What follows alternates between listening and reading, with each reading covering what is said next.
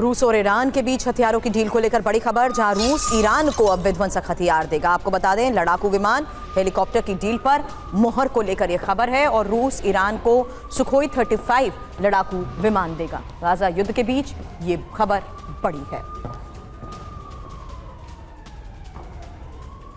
विश्व युद्ध का खतरा आखिर रूस और ईरान की इस डील से भी कैसे बढ़ सकता है? क्या है आखिर ये डील? सबसे पहले खबर को लेकर इंफॉर्मेशन आपके सामने, क्योंकि रूस और ईरान के बीच सबसे बड़ी हथियार डील को लेकर ही ये खबर सामने आई है। हालांकि ईरान को मिलेगा क्या, ये भी जान लीजिए, क्योंकि खबर के मुताबिक सुखोई 35 और लड़ाकू विमान को लेकर खबर है, Mi-28 लड़ाकू हेलीकॉप्टर और साथ ही Yak-130 jet.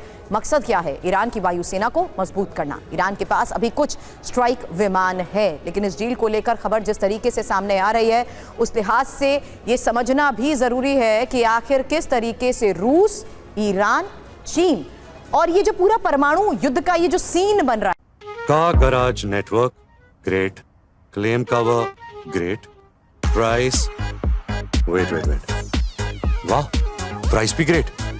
Tata AIG car insurance, trusted नाम, फैंटास्टिक नाम। उसकी इंफॉर्मेशन आपके सामने, क्योंकि ईरान की अगर ताकत बढ़ती है तो होगा क्या? रूस के इशारे पर अमेरिका को चुनौती होगी, गाजा जंग के विस्तार की आशंका भी बढ़ेगी और मिडिल ईस्ट में युद्ध का नया मोर्चा खुल सकेगा। हालांकि ईरान को चीन से भी समर्थन तो हासिल है, हुथी और हिजबुल्ला जैसे संगठन और मजबूत हो जाएंगे। मिडिल ईस्ट में शक्ति संतुलन तो प्रभावित होगा ही।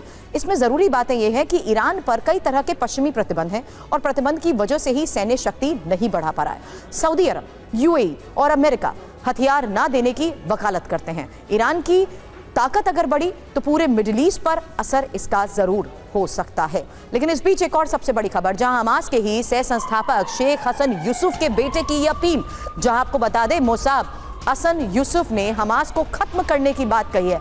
मोसाब हसन ने हमास के खात्मे का जो प्लान बताया है उसको लेकर डिटेल जानकारी आपके सामने होगी, क्योंकि यहां हमास के खात्मे की जो अपील की जा रही है उसको लेकर खबर बड़ी है। इजराइल को हमास के आगे ना झुकने की सलाह भी दी गई है और इंपॉर्टेंट यह है कि हमास से समझौता ना करे इजराइल, ये बात कही गई है। मोसाब हसन आखिर है कौन?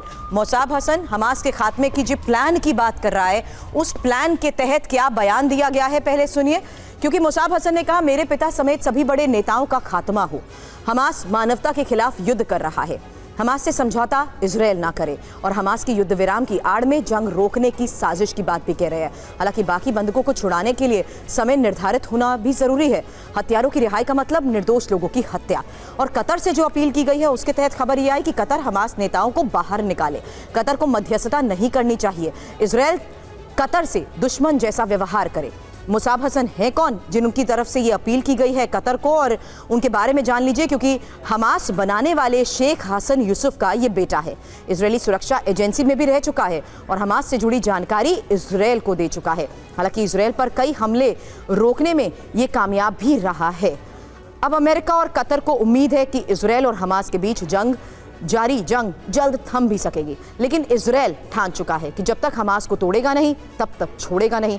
इजराइल ने ऐलान कर दिया है कि बहुत जल्द गाजा में जंग का दूसरा चरण शुरू हो जाएगा और इजराइल ने यह भी साफ कर दिया है कि जंग के दूसरे चरण में हमास और संपूर्ण गाजा का विध्वंस तय है।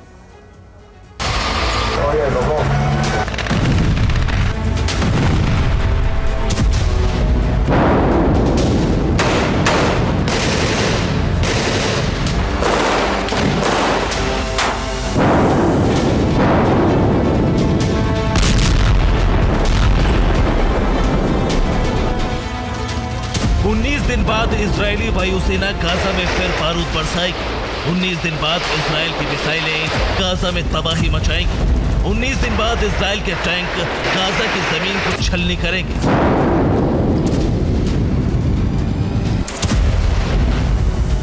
इस बात का ऐलान किसी और ने नहीं बल्कि इजरायल ने खुद किया है। इजरायल ने साफ कर दिया है कि गाजा एक बार फिर दहलेगा, जरूर दहलेगा और इस तबाही में महज 19 दिन का वक्त शेष है।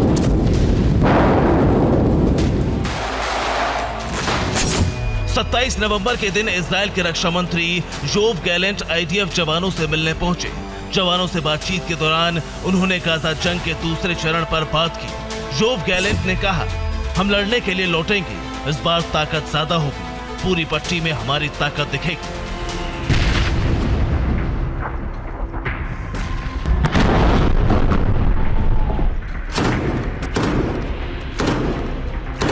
इजरायली रक्षा मंत्री यहीं पर नहीं रुके। उन्होंने ये भी बताया कि गाजा वॉर 2.0 में इजराइल की रणनीति क्या होगी, कैसे इजराइल हमास को तहस नहस करेगा। दूसरे चरण पर बात करते हुए इजरायली रक्षा मंत्री ने कहा,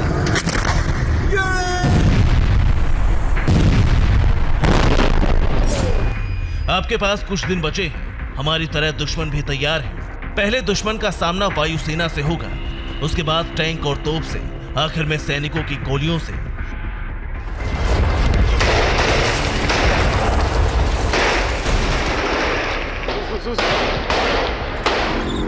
बयान से साफ है, गाजा में फैली शांति के बाद ऐसा बारूदी तूफान आने वाला है जो गाजा में तबाही की नई कहानी लिखेगा, जो पहले से कहीं ज्यादा विनाशक और विध्वंसक होगी, जिसमें महज 19 दिन बचे हैं।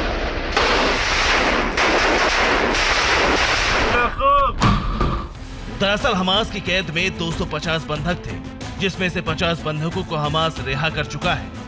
हमास की कैद में अब 190 बंधक बचे हैं। इजराइल हमास के बीच रोज 10 बंधकों को रिहा करने की डील हुई है। ऐसे में 19 दिन बाद हमास की कैद से सारे बंधक रिहा हो जाएंगे।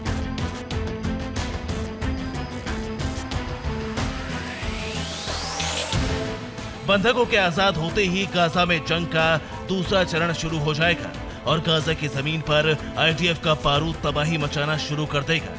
सिर्फ गाजा ही नहीं, इजराइल वेस्ट बैंक में भी बड़ा ऑपरेशन चलाने की तैयारी में है, जिसकी शुरुआत भी हो चुकी है। इजराइल वेस्ट बैंक में हमास के संदिग्धों की तलाश कर रहा है। इजराइल के टैंक और बुलडोजर वेस्ट बैंक में एक्टिव हैं। ये वीडियो वेस्ट बैंक के बेतुनिया का है, जहां देर रात इजराइल सेना ने हमास लड़ाकों के खिलाफ ऑपरेशन चलाया। बेतुनिया में इजरायली सेना ने टैंक और बुलडोजर तैनात कर दिए, जिसके खिलाफ लोगों ने आगजनी की, मगर इजरायली सेना पीछे नहीं हटी। साफ है, वेस्ट बैंक से लेकर गाजा तक इजराइल बड़े ऑपरेशन के लिए तैयार है। अभी इंतजार है तो सिर्फ बंधकों के आजाद होने का। Bureau report, TV9 Bharatvarsh.